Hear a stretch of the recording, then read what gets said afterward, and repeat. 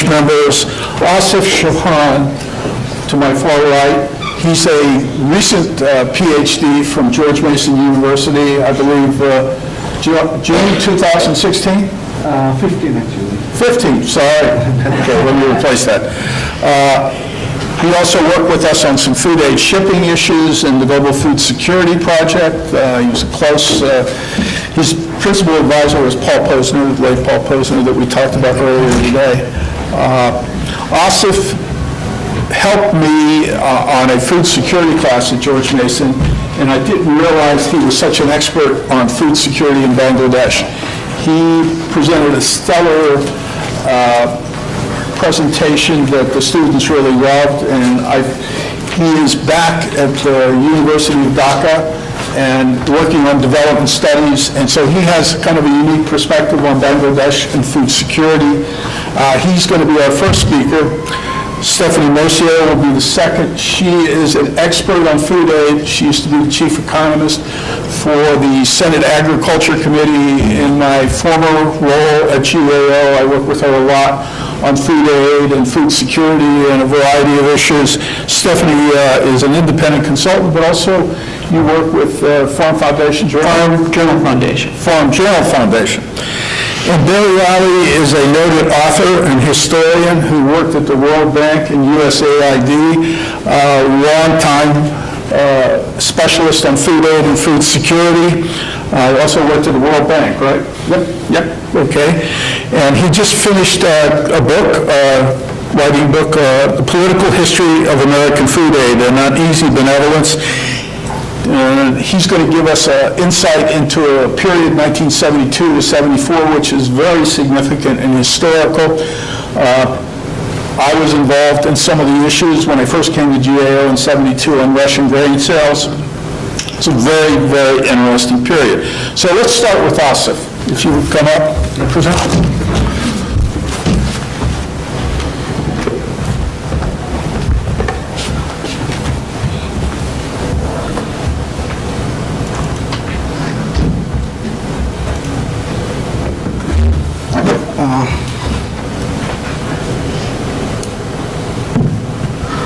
Thanks a lot, folks, for your nice introduction.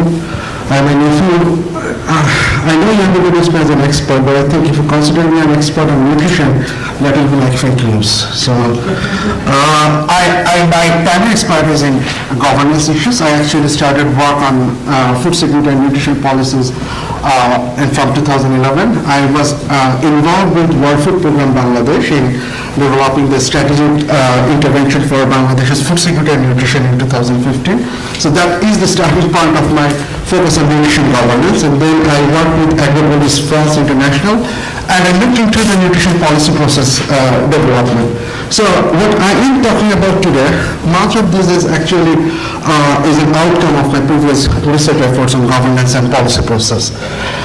Well, the thing is, I was sort of wondering, from the morning that where does Bangladesh's story fit in, and whether that will be interesting to you guys. And it seems like that when we're talking about the significance of governance, the significance of social safety net, social securities, it looks to me, well, probably, yeah, Bangladesh can actually provide some important insight. I mean, the thing is, whenever we talk about Bangladesh, there are like a lot of, negative connotation. Bangladesh is a very poor country, but the thing is, at the same time, we have significant achievement in some certain areas like food security and nutrition, and it has actually developed over the years. For instance, if you look into the Bangladesh's performance until the mid-90s, the situation was, is not necessarily a good one, because the rate of stunting at that time was above or close to 60%. When Bangladesh developed its first food security and nutrition policy in 1997, that policy document mentioned that 94% children were malnourished and 30,000 children were becoming blind every year due to vitamin A deficiency. The country's performance was actually, of all the South Asian countries, it was the worst performer, and it was actually performing worse than the sub-Saharan African countries. But just over the 15 years, the situation has changed a lot.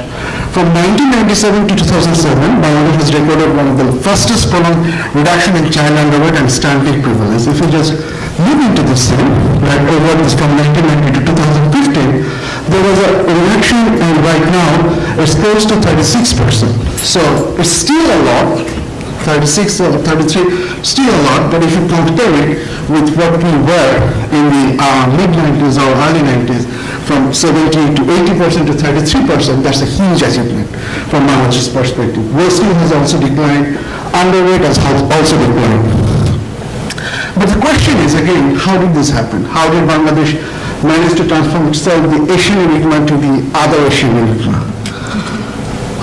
The thing is, Bangladesh's success has not been studied adequately. If you look into the current or existing studies, you will find out that, well, it actually becomes a puzzle, because when the assessment of the government programs have been done, it has been pointed out that the programs are not necessarily working perfectly or adequately. The National Nutrition Program actually covered only 30% of the total households. And there was an argument that the Bangladesh Integrated National Plan failed to reduce child malnutrition. Some studies, however, talked about the significance of nutrition-sensitive interventions, not just nutrition-specific interventions. There is the issue of economic development of the country. One of the poorest countries of the world, it has significantly developed over the years. There is the educational attainment, and if you look into the Bangladesh's performance in terms of MDG achievement, Bangladesh has done significantly quite, well, and if you compare with South Asian countries, Bangladesh is probably the most important performer. Women empowerment has also taken place over the years, but the thing is, whenever we talk about these issues, the thing is, we actually mix a comprehensive analysis that how did these things happen? How did economic empowerment happen? How did the government work with the NGOs, the non-state actors, the development partners? How a collaborative relationship actually has emerged over the years that has created an impact, in improving the overall nutritional status of the country. From this perspective, what I'm trying to do here, I'm trying to sort of develop an alternative argument here. The thing is, whenever we are talking about these separate issues, the economic development, the educational attainment, and others, what I'm trying to say is it's actually a part of a comprehensive government management effort. There is a shift in the way Bangladesh has sort of tried to provide services to the people. There is a shift from government to governance. When Bangladesh started in the 1970s, the focus was more on delivering services through the government agencies. And over the years, there was a shift. The development partners come joined in, the NGOs come joined in, and an integrated action plan has developed, and that actually created a lot of important contribution in explaining Bangladesh's success. I just want to sort of make sure one thing. Whenever I'm talking about governance, I'm not talking about good governance. I'm not talking about transparency. I'm not talking about political stability or whatever, because Bangladesh hasn't necessarily done that well from that perspective. Whenever I'm talking about governance, it's more from a managerial perspective. I'm talking about a shift from hierarchy to network.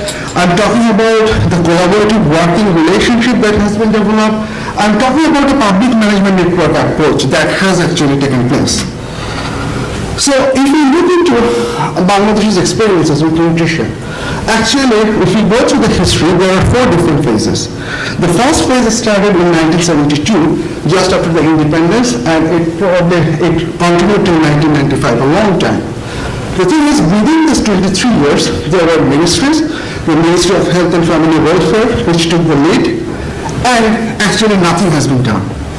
There were some institutional arrangement. The Bangladesh National Nutrition Council was established. There was the Institute of Public Health and Nutrition. This institution was established, but there was no policy. There was no government commitment, and government actually didn't try to do anything. That started to change in 1996.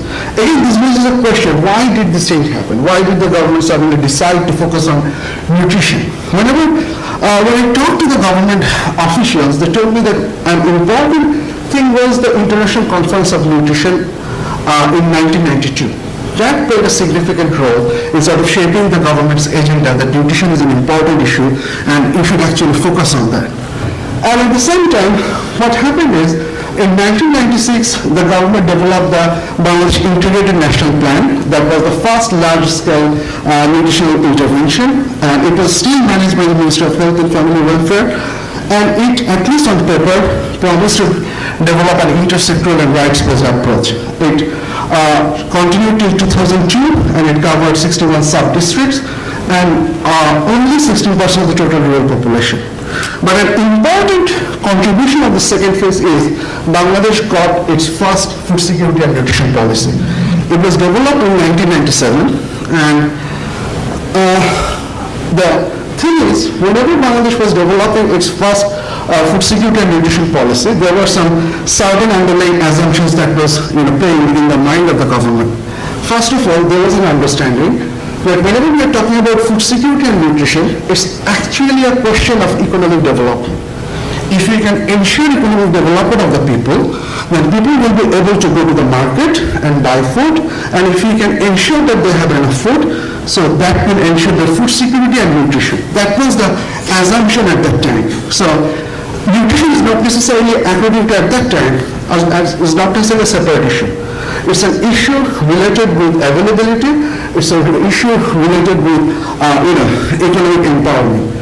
So at that time, the policy document necessarily did not focus on the nutrition-sensitive interventions.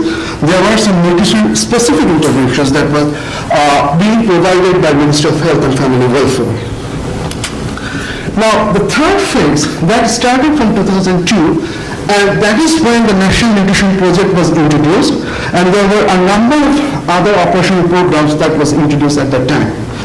The thing is, this is actually the beginning of GL, the government organization, and NGOs collaboration.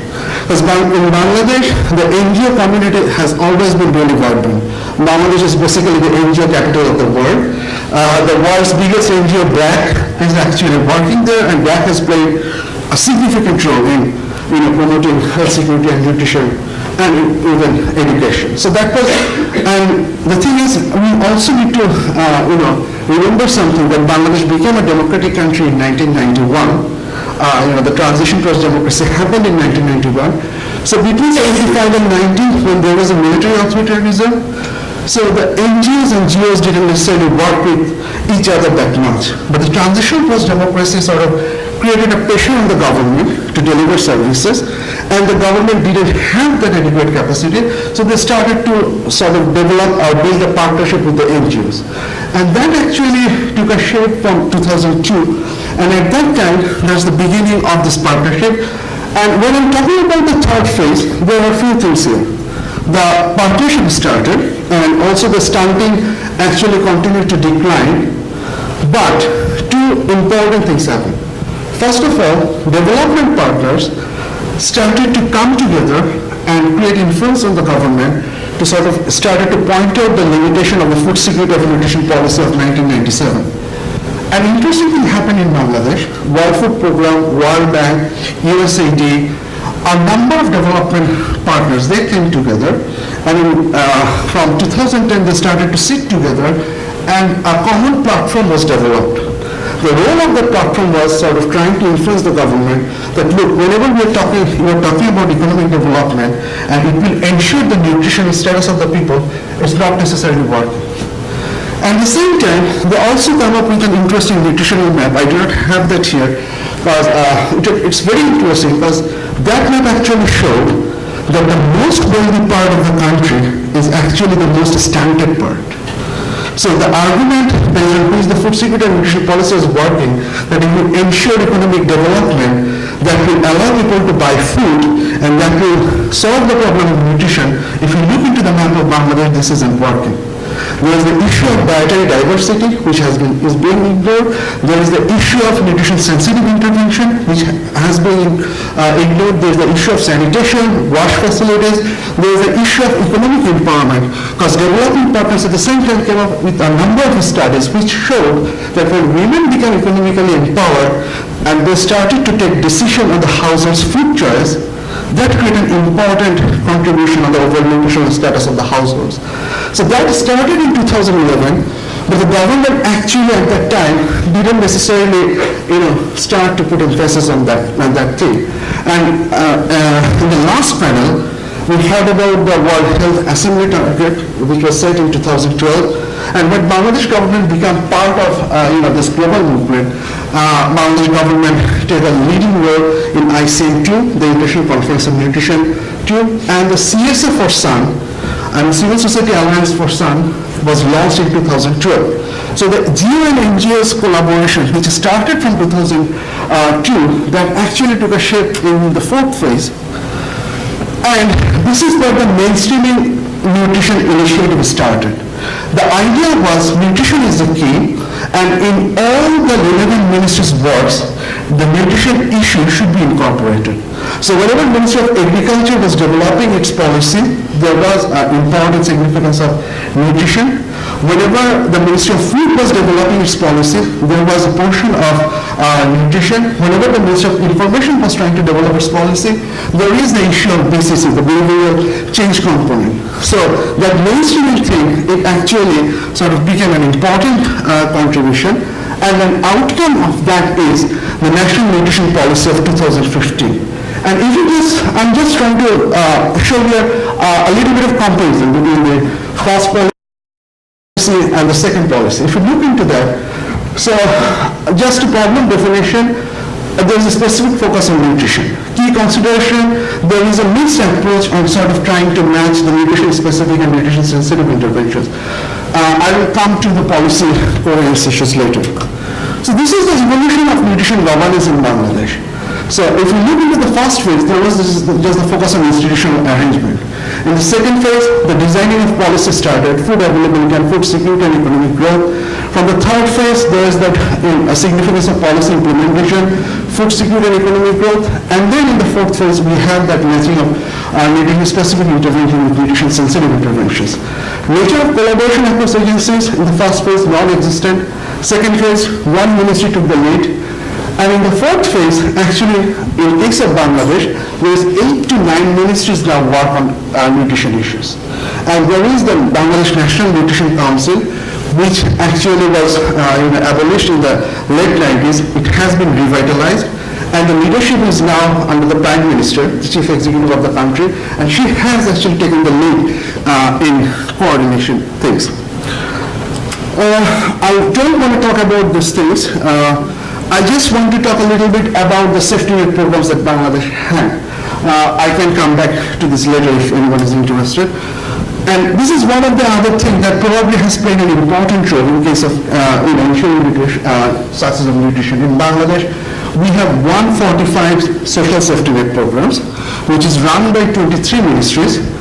In financial year 14-15, $3.6 billion has been spent, which is 2.0% to 02% of the GDP, and actually 19% of the total budgetary expenditure.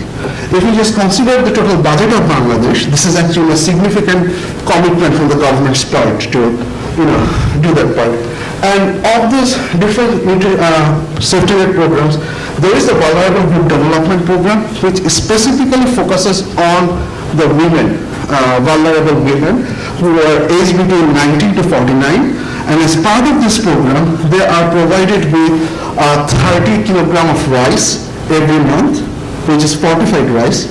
Right now, the government has tried to decide to introduce fortified rice, and they are also provided training, different income-generating activities, and they are also given one time in some pilot programs. They are also given I think, an amount of 15,000, so that after finishing the training in 2-year cycle, they can get involved in income-generating activities. There is the allowance for widowed, deserted, and destitute women. There is the maternity voucher program, which helps the pregnant women to sort of buy the necessary food, and it actually continues from 0 to 2 years, even after the child is born. There is the allowance for lactating mothers. Bangladesh has recently introduced a school feeding program. As part of that, nutritious biscuit or cookies is now actually being provided in all the schools of the country. And government is actually now thinking about introducing the school meal program, so that the nutrition thing can be done by the government. So these are the things that has been happening, that has happened. And if you look into this, 4 different phases, there has been a transformation from government to governance. And it has been embraced by the GNU over time. Collaboration has sort of increased. And I understand that correlation doesn't necessarily mean causation. But it looks like that there is a possibility that the strong correlation exists, that the shift in governance has played an important role in terms of explaining Bangladesh's success. I will just end talking about some challenges. Challenges are still there. Because coordination is still a problem. Because 8 to 13 ministers, there is a conflict of budgetary resources. And one thing I haven't mentioned here, and it actually brings back what we were talking about in the morning, that how conflict sort of creates the whole situation more problematic. If you guys sort of look into the Bangladesh scenario right now, we are suffering a major crisis, the plight of the Rohingya population in Bangladesh. 0.7 million Rohingya people have already arrived, and in total 1 million Rohingya are now living in Bangladesh, and the government is finding it very hard, very difficult to provide food services to them. And that may become a huge problem for the country. And another issue is, the thing is, whenever we're talking about Rohingya community, there is a possibility of their becoming engaged with radical activities. Because they have come from Myanmar, and in Bangladesh right now, when the government is trying to provide food services, there are some evidences, some radical groups are trying to recruit those people. So even when we do not try to invite conflict will come upon us, and if that happens, whatever we have achieved, the whole thing can go away pretty quickly, and that will be probably a major challenge for Bangladesh in the next few years. Thank you. Thanks so much.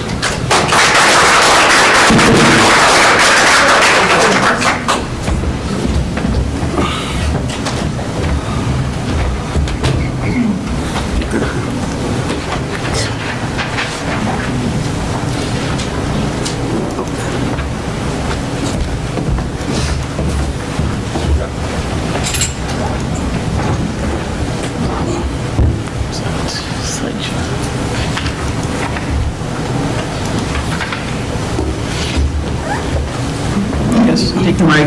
So, thanks again, Joel, for inviting me to take part in this session today. You asked me to talk about sort of where we stand in terms of U.S. food aid programs and what we're doing in the United States to help better address the nutrition issues.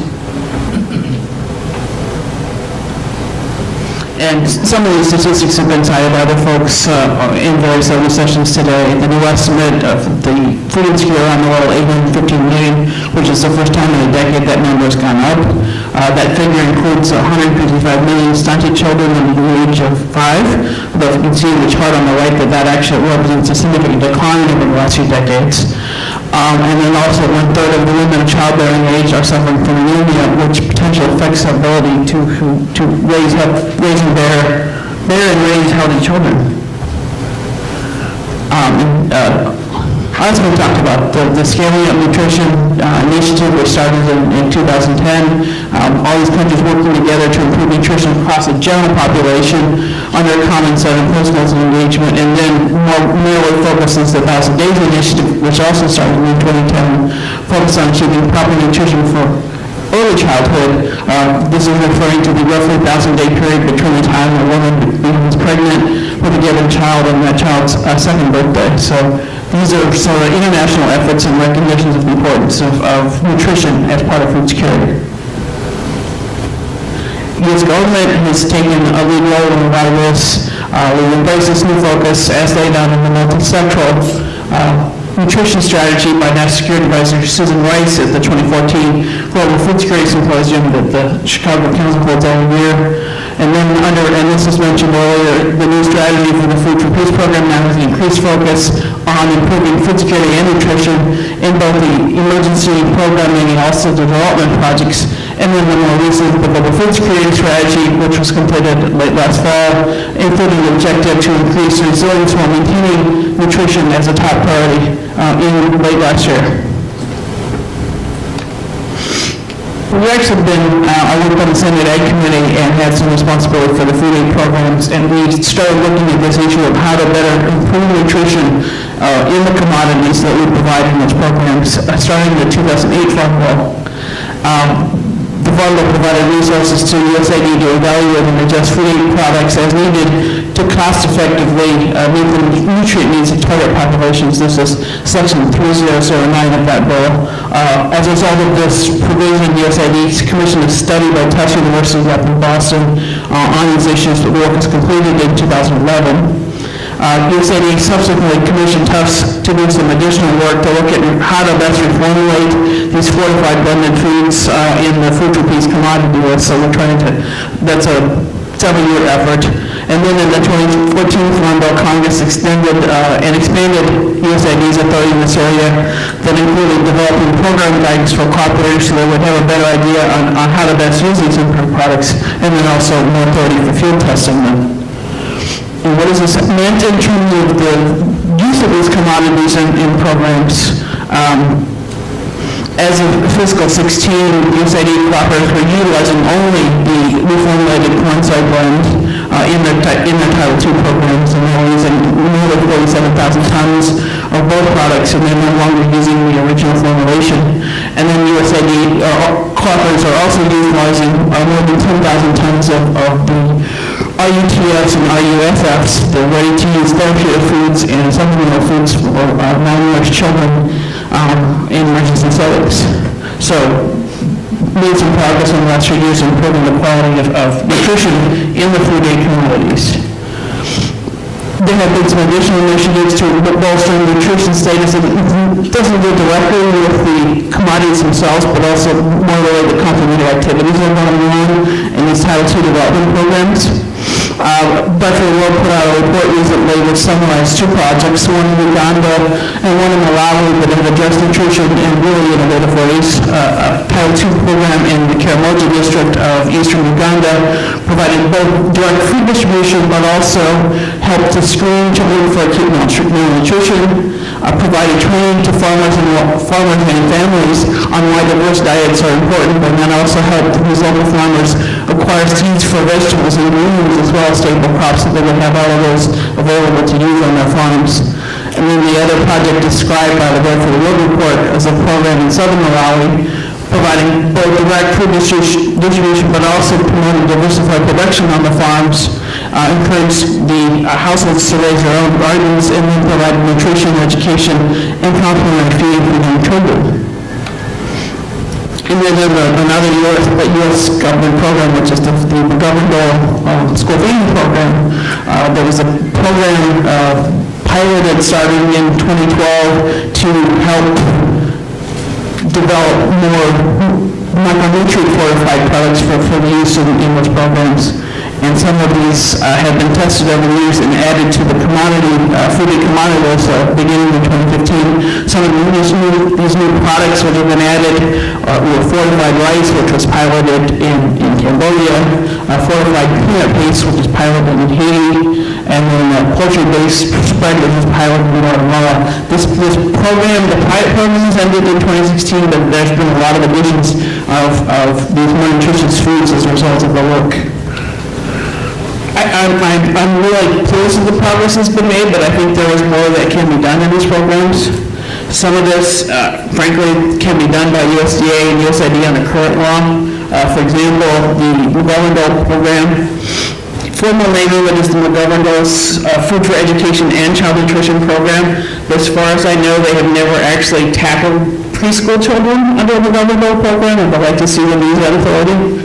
And then also there was authorized in the 2014 Farm Bill a local regional procurement program for USDA authorized at $80 million a year, but it's never actually gotten direct funding for it. If they were to fully fund that program, then those resources could be used to buy complementary foods locally for the children in those projects. And also, I think it would be helpful if USDA would incorporate the nutritional status of these children as a formal indicator for the program. I went through the list, and there's a lot of things about, this many people learning sanitation skills, and this many people learning, this many books acquired for the school, but nothing actually about the nutritional status, and I think that's something that ought to be added. Beyond that, I think this is beyond what we can do under current law, but I think if Congress decided to relax the requirement that all U.S. food aid be sourced in the United States, that will allow more use of locally produced foods. In the 2008 Farm Bill, we did a pilot program for LRP and then studied it pretty carefully afterwards. And that study showed very clearly that people most preferred the locally produced food to the U.S. commodities, in part because it was food they were comfortable with, they were familiar with, in part because, frankly, it was fresher. And a lot of it was more nutritious. This flexibility, if we allowed more flexibility in sourcing, would also have the added benefit of creating markets for local farmers through bigger access. And then, frankly, we could also encourage the use of local indigenous foods, which would help address the biodiversity issue. So in 2015, U.S. food aid programs helped an estimated 36 million people in 43 countries. In recent years, it's been recognized that we not only need to provide food aid in terms of calorie, but it needs to be nutritious food to the greatest extent possible. Some important steps have already been taken in this area, but more can and should be done. Thank you so much. Could you show me how to get my presentation up? Yeah. So, I think Phil.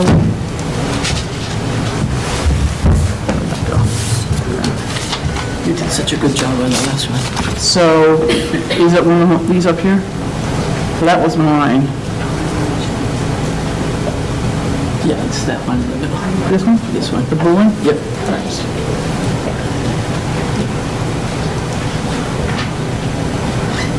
Show.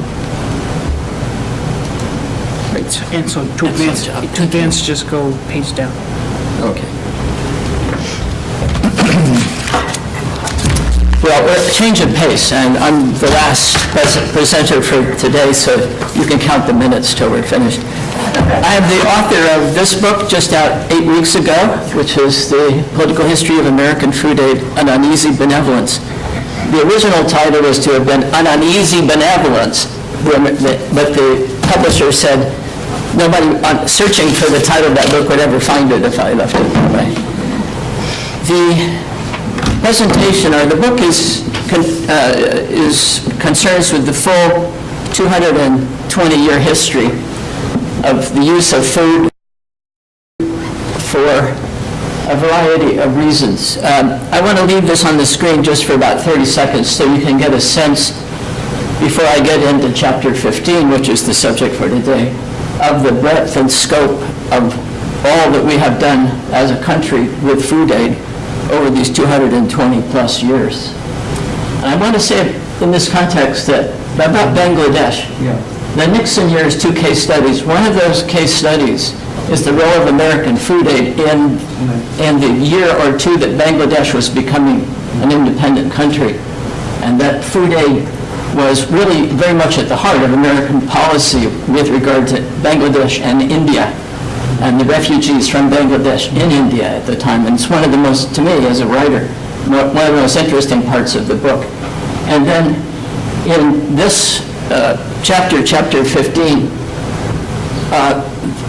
when I get into, in much greater detail in the book, about the various drought situations or famine situations that were underway, Bangladesh is really the most important of that whole list for a variety of reasons. So I wrote out the name Muhyiddin Alamgir. Do you know him? Yeah. Because his book, Famine in South Asia, is possibly one of the 2 or 3 most important books that I read in writing in the 6 years that I worked on this book. So Bangladesh is front and center. All right. 1972, the beginning of a year of crisis in the world food situation, kind of begins with the realization, gradually growing during the year, of food shortages or of short production shortages in these countries. China, grain production was described as disastrously short. Australia's harvest was 25% below normal. Grain production in the major grain-producing countries were average or worse than average in general. Production in Russia, and this is going to be very important in a minute, was 15% below the Soviet government's projections. There was also concern growing generally that the whole world seemed to be heading into a situation where the growth in production of food was seemingly not keeping pace with the growth in the world population. And then finally, as 1972 developed, there was growing awareness of a number of really true famine situations. And many of you here may be aware of this, but in the Sahel, after 15 years of excellent rain, suddenly the rain stopped, and they stayed stopped for 20 or 30 years after that. This was the 5th year of that situation. And before most of the world knew about it, there were already pastoralists and animals dying out of sight.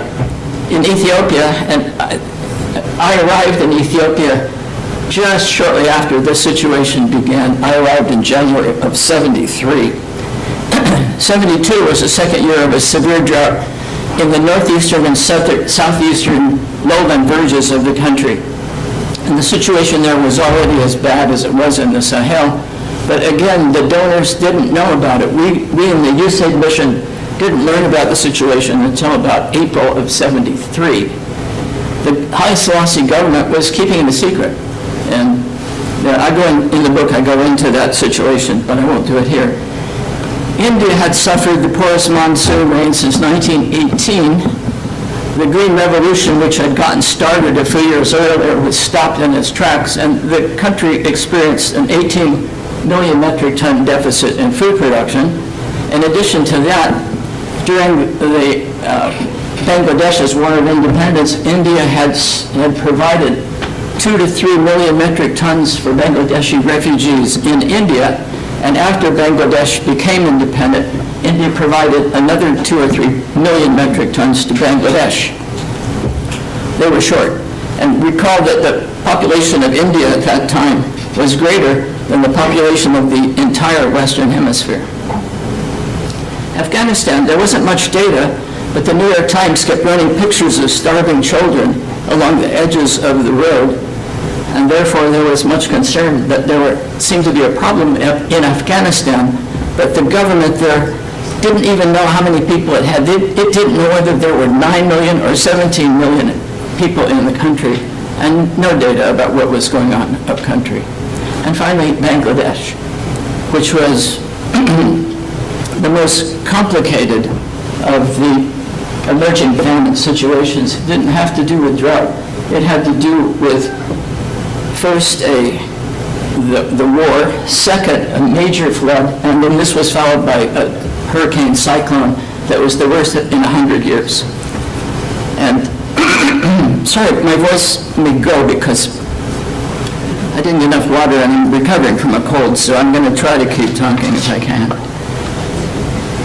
In all of this, the problem that world food production was low generally, and the famine was growing quite rapidly, it seemed, in these countries. The triggering event which caused the crisis is the fact that the Soviet government had been promising its population that 1973 was finally going to be a good year for consumers, that there would be no more shortages in meat products, no more shortages in dairy products. And suddenly the drought in the central grain growing area of Russia meant that they couldn't follow through, live up to their promises. So the Russian government sent its purchasing agents virtually to every grain growing country in the world to buy up as much grain as they could get their hands on. Well, the U.S. made this very easy for them. Nixon in 71 had finally delinked the dollar from gold, and the value of the dollar against foreign currencies sunk. The value of U.S. agricultural exports went down. A few months later, Earl Butz, my favorite character almost in the whole book to write about, Nixon's Secretary of Agriculture, announced that, oh, that's very kind, thank you.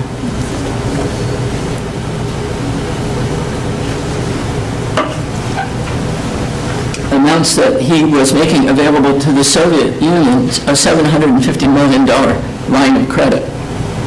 He didn't make that available to any other buyers. The reason for that is that Nixon, at the same time, was involved in his grand opening to China. He had sent Kissinger to China on a secret mission, and eventually leading up to Nixon's own trip to China.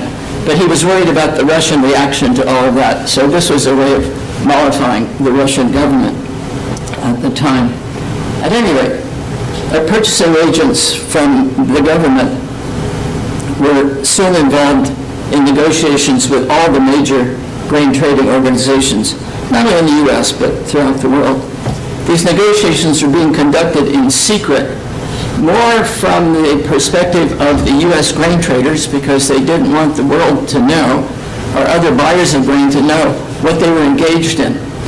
Otherwise, grain prices would go higher before the traders themselves had secured all of the food they needed to contribute to these contracts they were signing with the Soviets.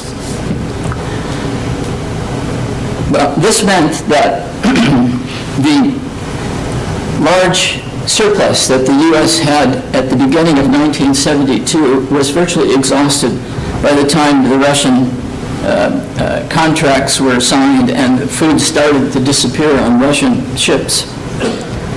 The secret got out sooner than everybody wanted, and the result, it was very predictable. You can see the star of the sale in August of 1972. Price rise, and this is a chart just for wheat.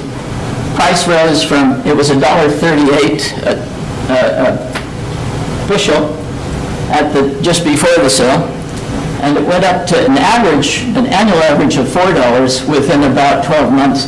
But in fact, it peaked well above $5 for various points. And the importance of this is you can see this brackets the years of the famine, 73, 74, 75, which meant that the U.S. government, if it was going to buy the grain it needed to respond to these famine situations in all of these countries, instead of paying $1.38, was going to be paying $4 a bushel. And one might ask, well, I thought there were these huge grain surpluses that the U.S. government had been having on its hands for years and years, which in fact had led to the actual legislation for food aid in 1954 to get rid of those surpluses, but they were already gone. This is, in my work on the book, this is the very hardest chart to find. I cannot tell you how difficult it was to find the CCC grain holdings during these years.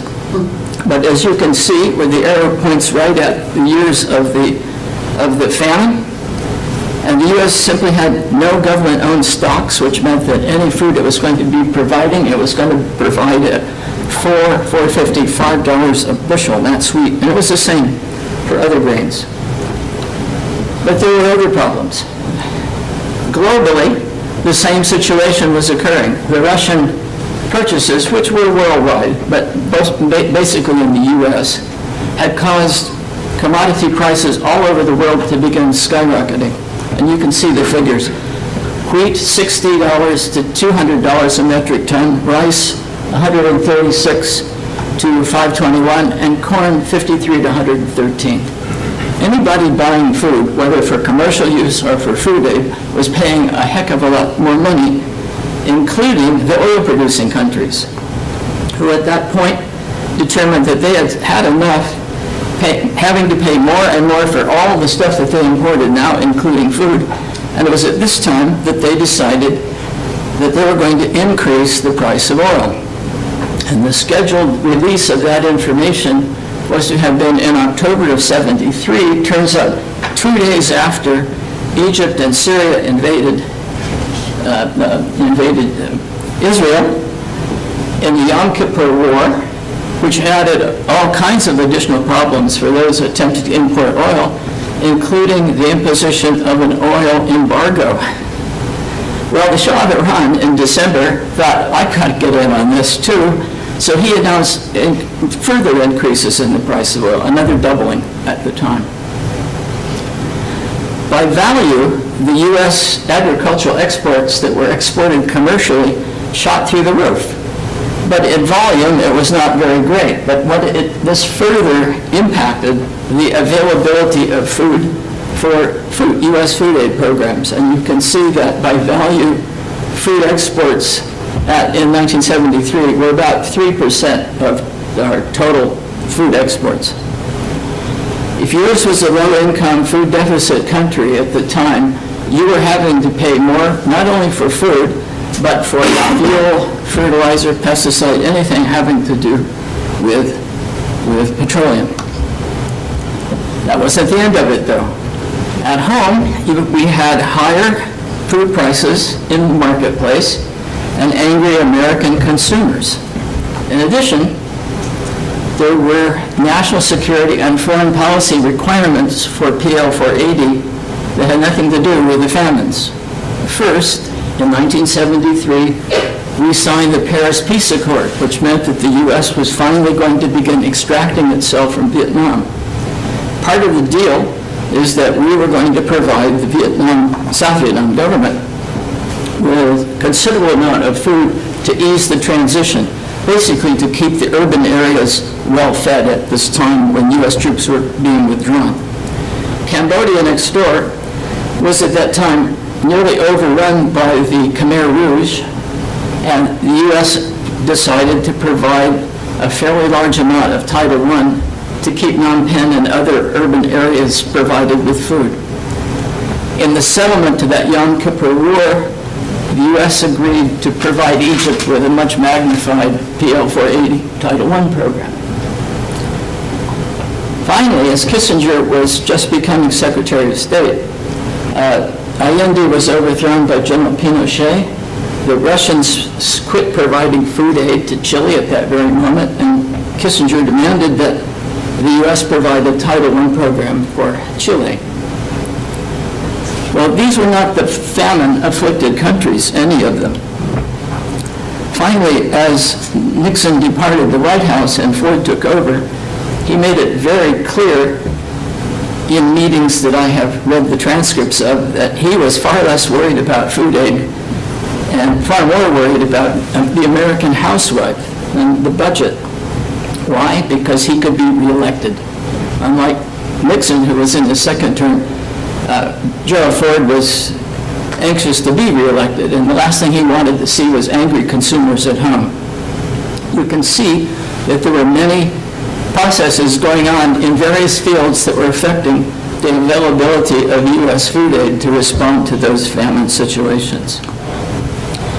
As a consequence, in 1973, Title I shipments were down 50% from the year before, half of this from Vietnam and Cambodia.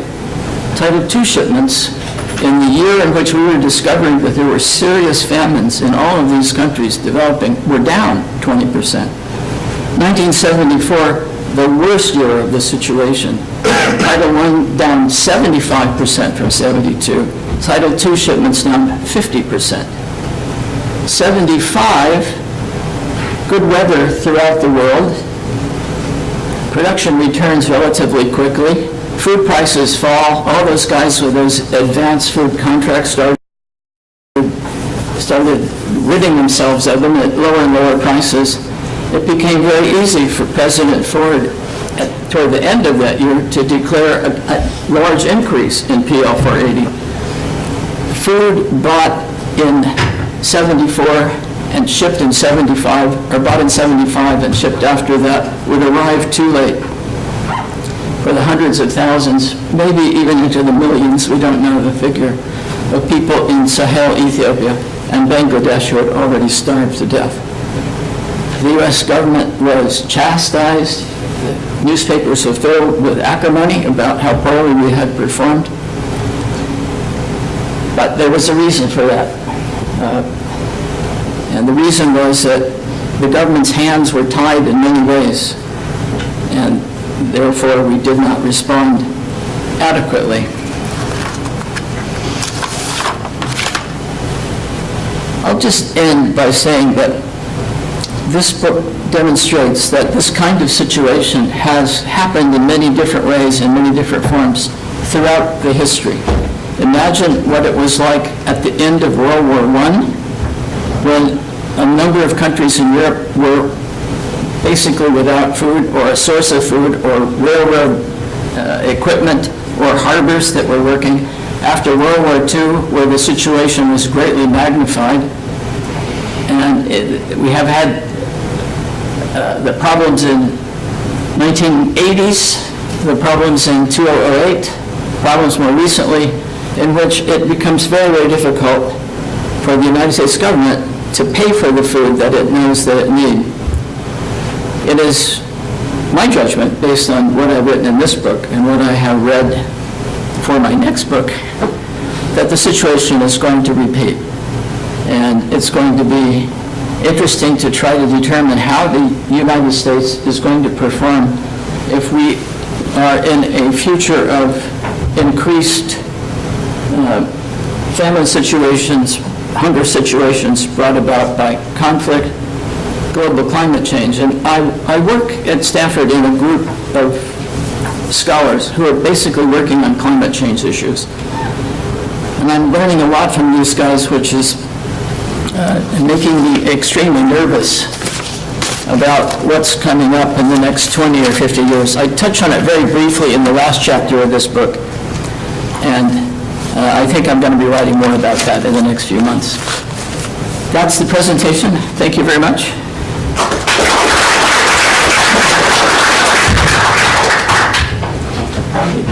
Thank you, Barry. A few questions.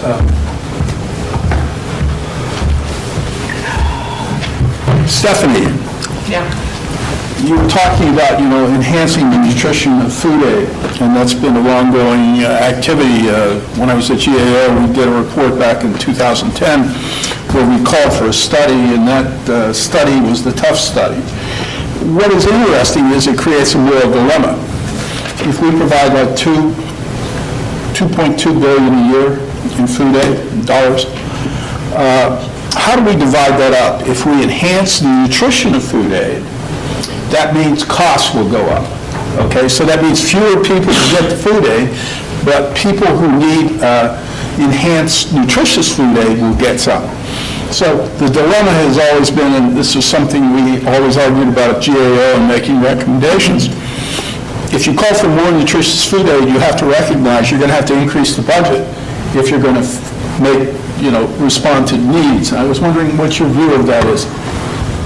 So when folks came in to talk to the Ag Committee about this issue, I remember one of the conversations with folks from Doctors Without Borders, who were big advocates on this issue. And I said, we're interested in this, but you need to bring us data which can show us that in fact, if we provide these more expensive RUTFs to severely malnourished children, that the response to that better, higher nutrition food is going to be enough enhanced as opposed to what gains they would receive under normal food aid rations, that you would somewhat offset the higher cost of that nutrition. And they never actually got us that information, but we authorized the study anyway. And it's a question that we never really answer on the Ag Committee, and it's still a major dilemma, I'm sure, for the food aid agencies. But I think just based on, I think the new CSB formulas are not that much more expensive than the old ones, so I don't think that's really the dilemma. The dilemma is, where is it appropriate to use these more expensive RUTFs as opposed to the more normal rations, and what is the justification? And the fact that they did as much as 10,000 tons last year suggests that they're moving more towards targeting the number of children with those more expensive rations and hoping that you get a quicker outcome so that you can offset some of the higher cost. So if we went to local and regional purchase and cash sales, use this. If we went to local and regional purchase and cash sales as opposed to U.S. in-kind food aid using U.S. shipping, there would be more money available to do this, correct? Yeah, no, there's no question. I mean, in the 08 Farm Bill, we authorized $60 million pilot to examine those issues, and the study showed clearly that food that was purchased locally or regionally was, on average, 30% cheaper than that sourced in the United States. There are a few exceptions, and then, as important, delivered much more quickly. certainly more important when you're talking about humanitarian assistance and development. But yeah, if we were to relax the sourcing requirement, which I mentioned, it would be cheaper to improve the nutrition by buying locally. Asif, question. Given what we know about climate change and its impact on sea level in Bangladesh, is Bangladesh fighting a losing battle in terms of food security?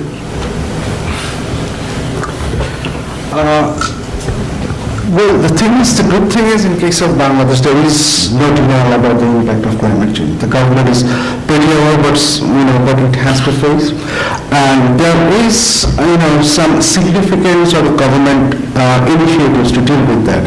I think when I talked about the social safety net programs, the government in 2015 introduced the National Social Security Strategy, which is a comprehensive program and which sort of followed a life cycle approach that to address the need of people in different life cycles approach. And one of the reasons of introducing this new approach was, and the document clearly mentioned that there is an issue of climate change that has not necessarily been dealt with in the previous efforts. So the government is actually actively trying to address that. Certain programs are there. There is a climate change fund which is available, and the government is trying to do. So I'm not going to say that it's a losing battle, but it will be very, very difficult because and that's the good thing, that the government knows and the government is trying to respond to that. Yeah, I think that's the unique aspect of Bangladesh and the governance issue, is that the government recognizes the importance of food security. Well, and this is where the 1974 famine is important. I think one of the interesting things about the 1974 famine was that, even though we have changed the government over the years, all of the governments, even though they can be from different ideological spectrum, understood it very clearly that we need to deal with food security as quickly as possible. Because in 1971, when the new government came into power, that was the political party that led the liberation war movement. So they were very popular back then, but the 1974 famine quickly delegitimized the whole government. And in 1975, we have that military coup d'etat, and the authoritarian government came into power. And that's one of the lessons that the political government took, that we need to deal with that. Because when we talked about the 2008 food crisis, Bangladesh was heavily hit by that. And I actually was part of a research project which tried to understand that when there was that food price volatility, there was unrest in India, unrest in Venezuela, and different parts of the country. But Bangladesh was quite normal. One of the reasons behind this was, in 2009 we had a new, democratically elected government. Compared to 2007-8, we didn't have that, democratic government. And one of the things that the elected government tried to do was to make sure that there is a flow of food availability. So the problem that we had in 2007-8, that Bangladesh government had a treaty with India, and India at the last moment decided that they are not going to provide any food access to Bangladesh because they had their own trouble. And that created a lot of problems. So the elected government, after coming into power, decided, well, we cannot actually rely only on one country. So they signed a lot of government-to-government agreement with Cambodia, with Vietnam and other countries. So if the crisis improves, so that we can quickly, bring about the food and distribute within the market, instead of going against the holders who are actually political thugs trying to make profit out of the aid. So that's not necessarily an ideal governance scenario, but that's how the political parties are sort of defining, redefining the governance thing to make sure that the food at least is available in the market. No, that's very interesting. You've written this book on food aid, and I remember talking to John Podesta in 2001. Use the microphone. You're holding it too far away. This better? Yeah. Oh, okay. Well, I'm really okay. In talking to John Podesta in 2001 at Resources for the Future, after the Clinton administration had expired, he said, and we were talking about Russia, that food aid is inherently political. And he cited the surplus in the late 1990s and early 2000s, and that we were providing food aid under Title I, monetizing it at 25 cents a dollar out of a dollar, and so we were, being taken to the cleaners. Right. But he said that was political to satisfy the farmers. And I was just wondering what your take is. Well, the title of the book is The Political History. Right. I added that later as I determined that after 3 or 4 years of research, almost every decision that was being made with regard to food aid was a political decision, often with many different political dimensions to it. It almost always involved the balance between U.S. domestic agricultural interests, the perspective of USDA particularly, versus USAID and versus the State Department. There are many episodes in here of USDA and state fighting each other as to whether our food was going overseas strictly for commercial reasons, or if it had to go, or some of it had to go for political reasons. And you can, all the way back, almost to the beginning, it's the same kind of argument. And when you add in the kind of humanitarian instinct that even some of the more conservative congressmen actually have and are willing to think about if they're reminded of it, you can see how complicated it can get. And yet there are these commonalities that one sees throughout the entire history of food aid. The fact that there are domestic interests, there are foreign policy interests, there are humanitarian interests, development interests, all kinds of interest of the shippers. And one has to see how that happens. Don't forget the shippers. I can't forget the shippers. And on that point, the Senate hearings, 2 weeks ago? With Senator Corker? Yep. Yep. If you can watch those online, I think it really brings home the difficulty of that particular issue. Chris Barrett from Cornell was one of the principal witnesses, and he had a very fine presentation just knocking down all of the arguments that the shippers have tried to use over the past several years to keep their hand in the pot. Whether that's going to get Chris Barrett or Corker anywhere, I wish I knew. But please, it's an hour or so long, and it's one of the better recent episodes I've seen on the problem. Unfortunately, Corker is not going to be around. Yeah, that was the irony of it. Corker's opening statement was just spot on. I mean, you know, it was probably one of the best, most effective, powerful statements I've watched in a long time. And if you get a chance, you ought to look at it. But the chances of change are pretty small. The reason why? Political will. There is no political will to change it. I don't know if you would want to comment on that. No, I think that's right. Let me add that recently we divided food aid into the part that's financed under the Foreign Assistance Act. Right. And that part that remains with the Department of Agriculture. It's always easier, it has always been easier to fight within the Department of Agriculture and those committees, the agriculture committees responsible, arguing that we're doing a favor for the American farmers, and it gets us more food than we might get using the arguments that people on the foreign aid side would argue. So I've always been a little leery about the idea of just trying to move all food aid over to be dollar financed, to be purchased overseas. It's certainly cheaper and it gets there faster, but you begin to lose support for food aid. Yeah, but you know, on the other hand, if you had a survey of American farmers, I think, and they had all the facts available, they would say, well, you know, food aid represents less than a couple percent of total U.S. commercial exports. Less than one. Yeah. Less than one. Oh, yeah. Less than one, okay, sorry. You know, so why wouldn't they change? I mean, the Canadians changed, the Australians changed. Europeans. You know, yeah, everybody has opted out. I want to open this up to the audience. I'm sorry for hogging things. Yes?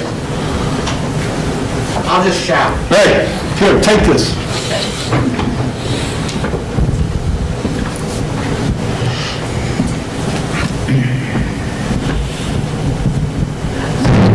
So this is for Asif.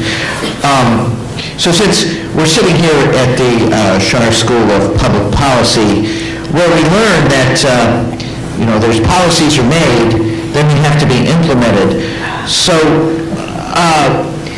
and you talked about coordinating across 23 ministries, I think? 8 to 13, yeah. In any event, and a large number of programs.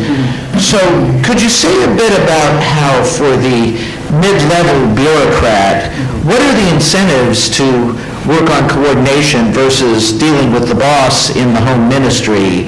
And how does that work out in practice in this shift, as you said, to governance? Please. Yes.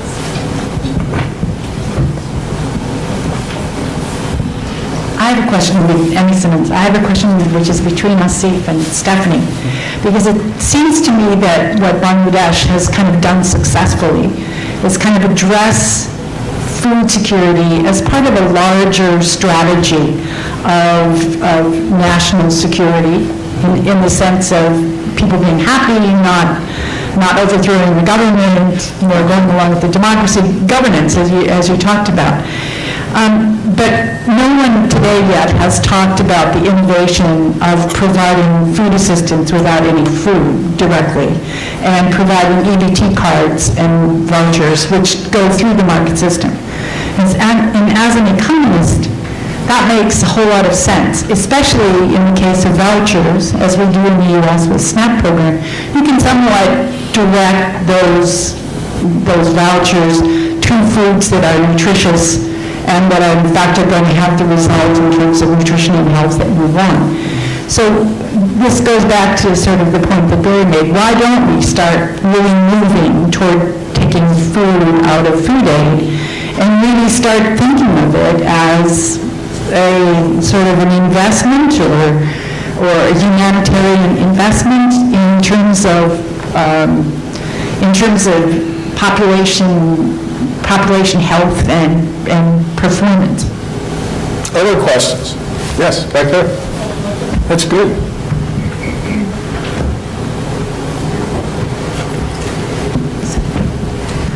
Hello, my name is Anya Schoenberg. My name is Anya Schoenberg. I'm with Harvest Plus. We're a program that's run by IFPRI and SIAT that is using conventional breeding to develop more nutritious types of staple crops. I'm particular for Asif, but also perhaps the others. We're working on zinc rice in Bangladesh, and I wanted to know what you felt the opportunities are to integrate into some of the over time, some of the public procurement programs, and possibly some national, I think there's a National Food Reserve, and we have some pilots going, but our focus is often just working through the private sector, but in certain countries, and Bangladesh is one of them, the social support programs are very significant. So I was wondering if you could comment on that, specifically for Bangladesh and maybe the others just sort of more broadly as we look at local procurement programs. Thank you. There was another question? There was another question. Go ahead. It's a comment, not a question. Okay, go ahead. Just a couple of things. First of all, amazing panel, absolutely amazing. Barry should just be a historian resource for the Office of Food for Peace on a permanent basis, and every Food for Peace director should have your book. I wish I had it when I was there, so thank you for that. And Stephanie's been an incredible resource on the Farm Bill. And I visited Bangladesh as an NGO. I can say I was astonished to find out that not only did the government of Bangladesh not sell the food that we gave them for their monetization program, they put it directly into the safety net, and then they turned around and gave the NGOs tens of millions of dollars to complement the USAID Food for Peace Title II award. They actually were co-investors in NGO programs. And they have these boards where the NGOs and the government get together and review progress on a quarterly basis. I mean, I didn't know, it was an amazing experience for me to have that experience in Bangladesh. On food aid without food, just a reminder that now the Office of Food for Peace has $1 billion to do cash-based food assistance without food. And that is authorized in the Global Food Security Strategy. And that was a major victory done by Senator Corker to sort of be a balancing act with Title II. So those of you who will fight the next Global Food Security Act reauthorization, it would be really important to be sure that that is still there. And for me, that was the compromise. Why are we asking ag committees to work against their own interests?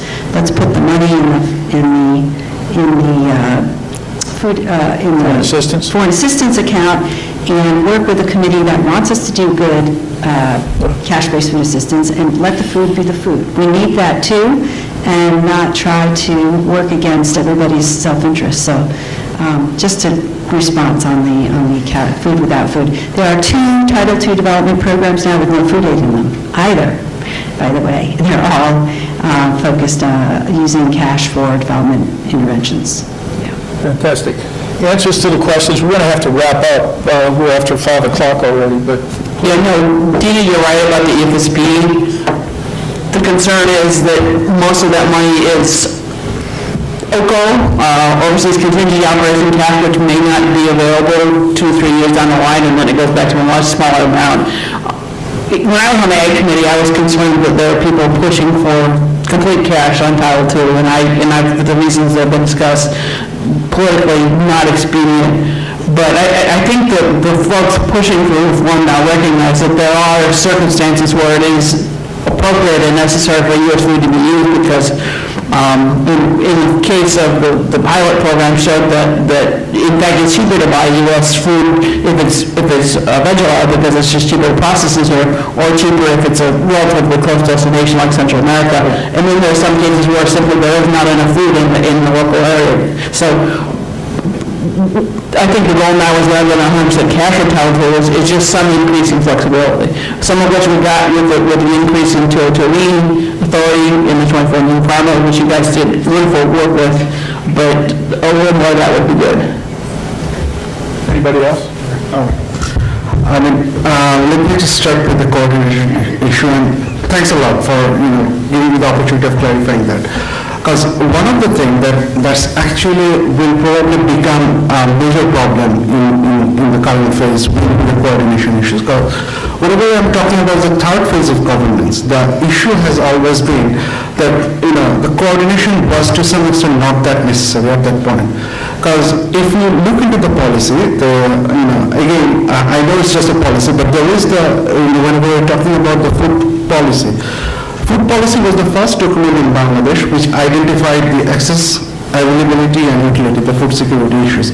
And what important thing the government has done in case of that food policy, a separate unit was created, the food planning monitoring unit, which was a technical body and which actually had that authority and the autonomy to work across the areas and sort of bring together agriculture, health and other officials. If you look into the FPMU's website, their organizational structure is completely different, their hiring process is different, and if you go to FPMU's office, you will see that they have consultants from FAO, they have consultants from WFP who are actually working with the government at the government agencies, which is quite unique.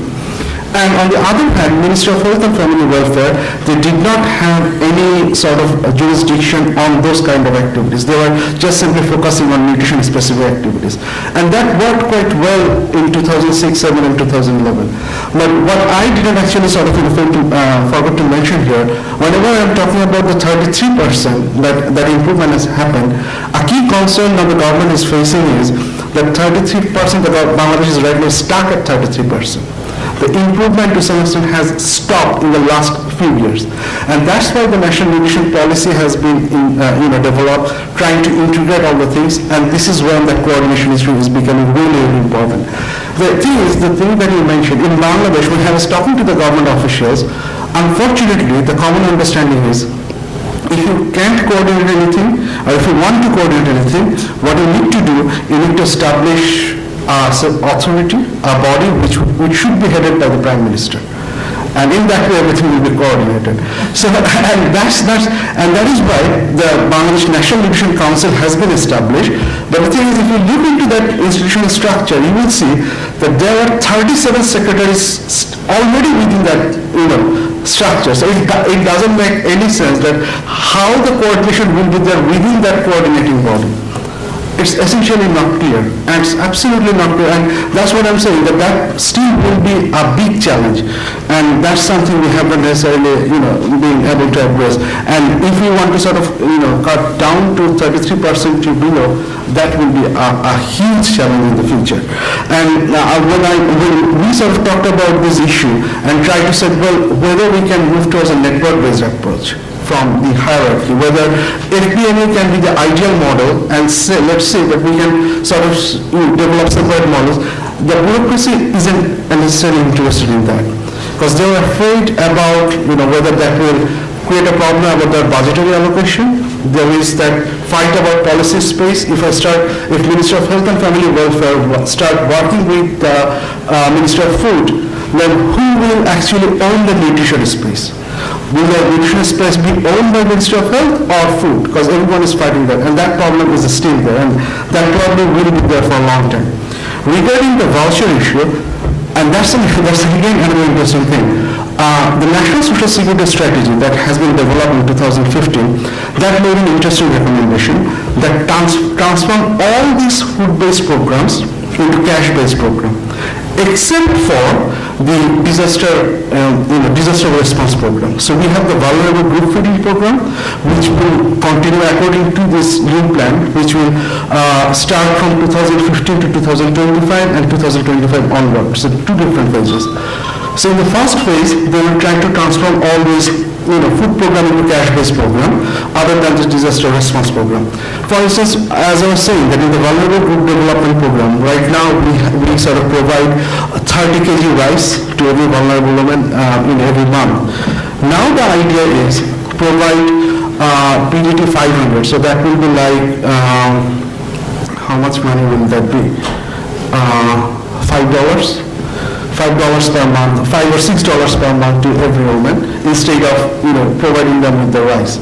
That's the plan. And the issue is, the point is, there is the question of corruption, there is the question of leakage, that if you provide food assistance, so there will be leakage, but if you provide the voucher, they can buy whatever they want, and they will have more choice.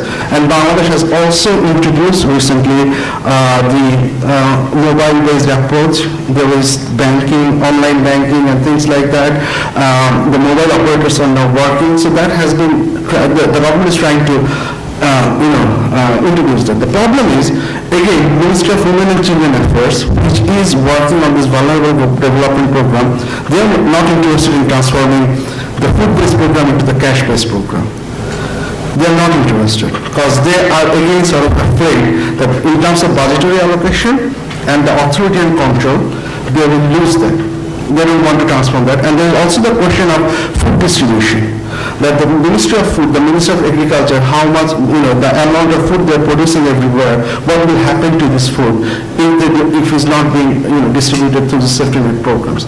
So the government plan is there, but again, because I was supposed to sort of moderate a session actually last night on Ministry of Women and Children Affairs, where they are going to develop that plan. I don't know right now what happened, but I will learn about that once I go back to Bangladesh, whether they have decided to finally transform it into the food-based program or continue with the voucher-based program.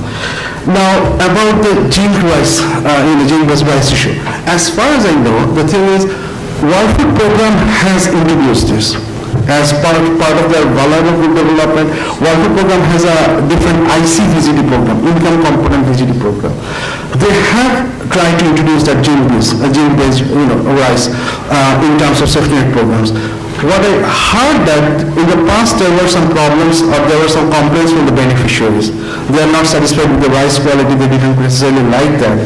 But what I've heard from WFP, I'm not necessarily right now, I cannot actually give you the exact answer, but what I've heard from WFP, that the situation has been resolved, and gene-based rice is now actually getting a bit popular.